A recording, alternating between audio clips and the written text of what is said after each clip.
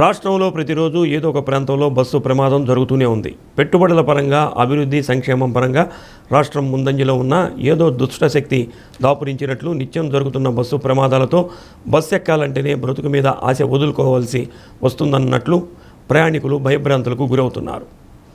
తాజాగా యానాం నుంచి హైదరాబాద్ వెళుతున్న ప్రైవేటు ట్రావెల్ బస్సు ఉయ్యూరు సమీపంలో లోడుతో ఆగి ఉన్న లారీని ఢీకొనడంతో జరిగిన ప్రమాదంలో క్లీనర్ మృతి చెందగా 15 మంది తీవ్రంగా గాయపడ్డారు. ప్రైవేట్ ట్రావెల్స్లో సిబ్బందికి డబుల్ డ్యూటీలు వేయటం, వారు నిద్రలేమితో తెల్లవారుజాము సమయంలో కునుకుపాటు తీయటం, రెప్పపాటు సమయంలో ప్రమాదం సంభవించటం, గమ్యస్థానానికి చేరాల్సిన ప్రయాణికులు యమస్థానానికి చేరుతున్నారు.